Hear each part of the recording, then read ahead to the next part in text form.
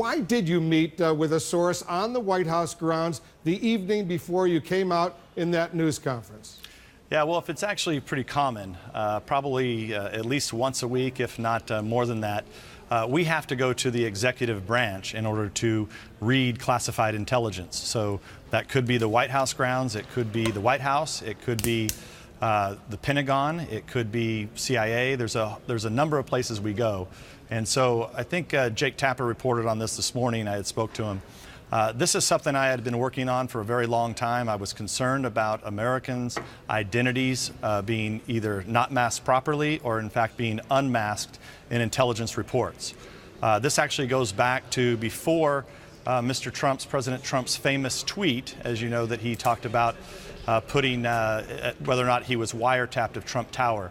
And so I'd been working this for a long time with many different sources and needed a place that I could actually finally go because I knew what I was looking for and I could actually get access to what I needed to see. But did you use that SCIF, and a SCIF is the acronym for a sensitive compartmented information facility. Did you use that SCIF on the White House grounds? Why not use a SCIF? You have plenty of them up on the House side and the Senate side on Capitol Hill. Well, that is a very good question. So here's the problem. The Congress has not been given this information, these documents, and that's the problem. So because this is executive branch, it was distributed widely through the executive branch. This was from November, December, and January. And these were reports, just let me reiterate, this had nothing to do with Russia, nothing to do with the Russia investigation. There is no way for the folks that I had been working with to actually to bring this forward to light. There was no way I could view that because they couldn't get it to the House Intelligence Committee. Now, we have requested on March 15th, we sent a letter over to the appropriate intelligence agencies asking that they provide us for all the Americans' names that were unmasked in November, December, and January, actually going back to June. And so we're hopeful that we're going to begin to get through those documents, those names. We think that the NSA is providing the information sometime this week. It'll take our investigators a while to go through it. But the bottom line is this, is that we have to protect the identities of Americans who are picked up in incidental collection, no matter who that is. It's one of the most important roles of the House Intelligence Committee. We are supposed to be doing oversight. So just to be precise, the information you saw over at the the Eisenhower Executive Office building right next door to the West Wing of the White House, that information originated with the National Security Agency, the NSA? Well, I'm not going to tell you where I was at on the grounds because, of course, those are all classified facilities. But what I will say is that across the whole IC, we are very interested in seeing information across the whole IC.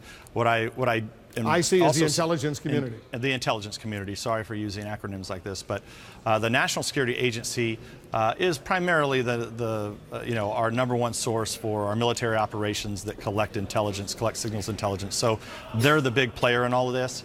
We're still going to need more information from the rest of the IC, including the FBI.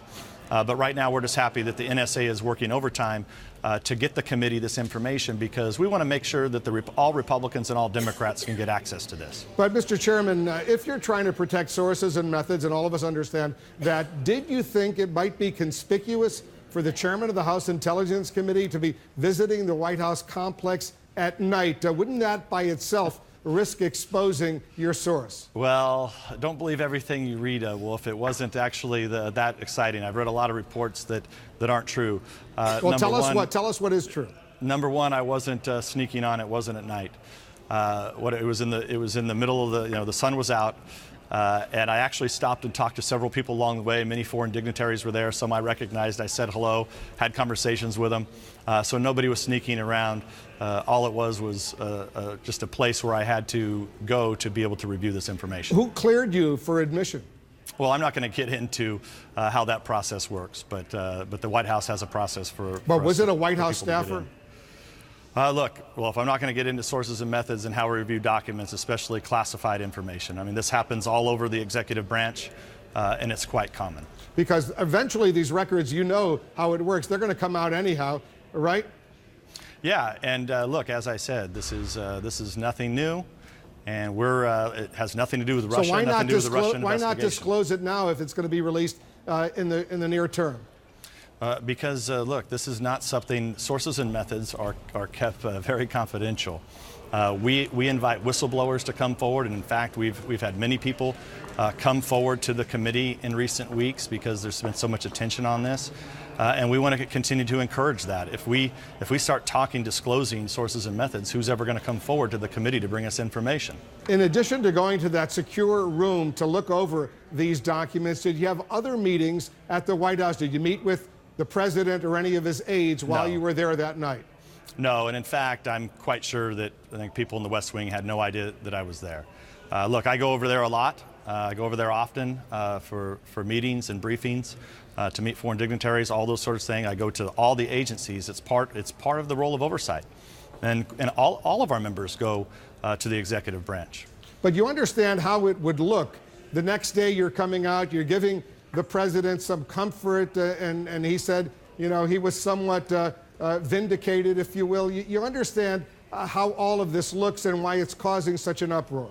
I do. I completely do. But the fact of the matter remains that this is information that I had long before Mr. Trump even made his famous tweet. So, and look, if I really wanted to, I could have snuck onto the grounds late at night and probably nobody would have seen me, but I wasn't trying to hide. In fact, I stopped and talked to several people there just along the way, including, like I said, many foreigners. By holding the meeting on the White House grounds, it makes it appear that someone in the administration was coordinating the release of this information to you. Is that not the case? No, it's not the case. Like I said, this is something I've been working for a long time, and I had to find a way for me to have access to the information because we couldn't get the information down to the committee, and this was a way I could facilitate me getting that information. You've described your source as a whistleblower. Was this person going around someone above him or her to provide you this information? The person who shared this information allowed you to access this information, have clearance from his or her supervisors? I know that it's all Washington intrigue to find out about the sources and methods, and I'll say the same thing I said to everybody else, and that is that, look, we're just not going to get in discussing well, when I hear the word whistleblower, you were the one who mentioned whistleblower, it usually means someone who's not authorized but feels that person feels has a responsibility to share this kind of information. So we have a lot of people who give us information to our committee. There's lots of different ways that you can come forward. You can ask for official whistleblower protections. You can be an informant to the committee. You can just provide information to the committee. A lot of it, there's nothing wrong. If we ask questions to people within the IC, to officials, they're supposed to give the oversight committee the answers. And we want to encourage that activity. We don't want to discourage it. And anytime I start to talk about who, what, why, when, where did I go, it's not healthy, and it shouldn't be discussed in the public. Here's the question that jumped out at me. Why would you need to brief the White House on what you yourself have called executive branch documents? Well, because remember, we get a lot of documents from the executive branch, whether it's the Department of Defense or CIA or others. We have to go to those agencies a lot of times to see them. I wasn't planning on going to the White House the next day, but after I was able to read what I read, I realized it had nothing to do with Russia, but had everything to do with individuals whose names were included into intelligence reports. I was very concerned, and I thought that the President of the United States should know, and that's why I went and told him. Let me turn to the contents of the reports that you've seen, and obviously we have not seen those reports. Do they specifically name the president or quote him by name, otherwise known as unmasking? So what I've said before on this, Wolf, is that we do know there was additional unmasking done. And I'll leave it at that. Hopefully we can get the agencies to get that information to us. In addition, there was information, it looked like it was legally collected, but it was information on the President Trump and his transition team. Was his name specifically mentioned? Yeah, I can't get into that because these are clearly classified reports, and so until we can get all of them, but I can tell you it was very clear that it was on President Trump and his transition team. What about current White House officials, Trump campaign staffers, Trump family members, and all of this happened after the election, during the transition, not during the campaign, right? That's correct. What I saw appeared to be like it was from November, December, and January. And I hope that people pay attention to this. This is a real issue, and what I'm raising here is vital to national security. We cannot allow Americans' names to be either masked improperly or unmasked improperly.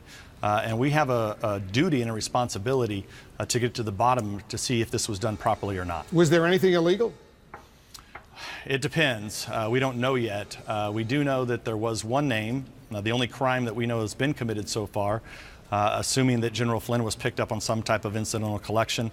That was illegally leaked, if that is in fact the case, and that is any other names illegally leaked, unmasked? We don't know yet, but there are additional names that were unmasked. Because previously you suggested there were. Yeah, no, there are additional names that were unmasked, and that's what raised concern to me.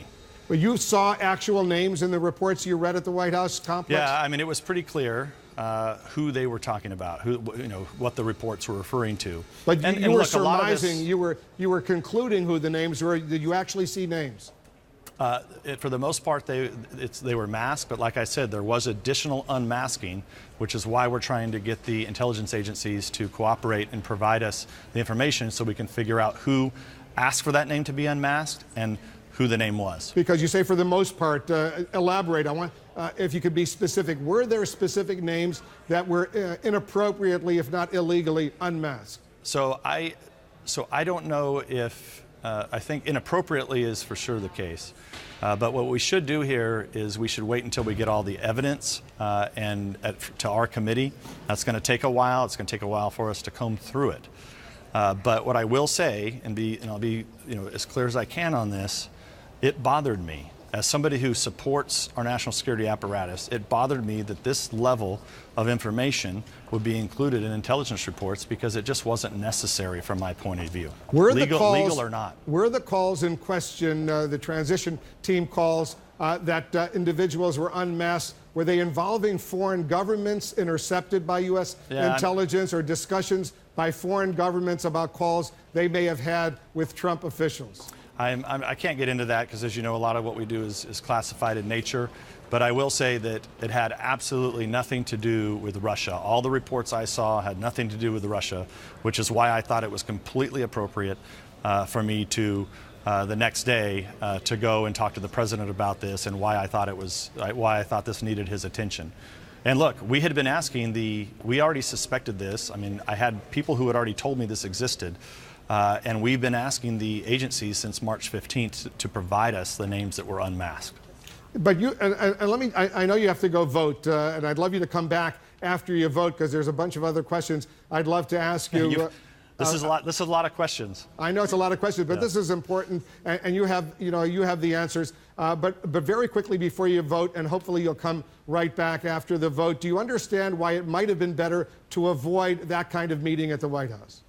Yeah, but look, when I went over there, I was expecting to see what had been described to me. I was not expecting to see what I saw, and that's why there was nothing clandestine about it. It was simply just going through there, saying hi to people, going in, looking at what I needed to look at, figuring out it had nothing to do with Russia at all. And had everything to do about American citizens being caught up in surveillance of some kind. And I thought that it was important for the president to know, and that's why the following day I went and briefed him. One final question. I know you're going to go and vote. Those 4 tweets from 3 weeks ago that the president leveled those charges against President Obama for ordering the wiretapping of Trump Tower, you don't believe that, do you? No, I mean, I said just days after that didn't happen. Days after that, and largely the media. So he should not feel vindicated. Well, look, I'm not going to get into how people feel or don't feel. I just know that I was very clear with all of the media and the American public that I didn't think that those tweets were accurate. However, I will say, I said this the whole time, I am concerned about additional unmasking and if any other surveillance activities were used.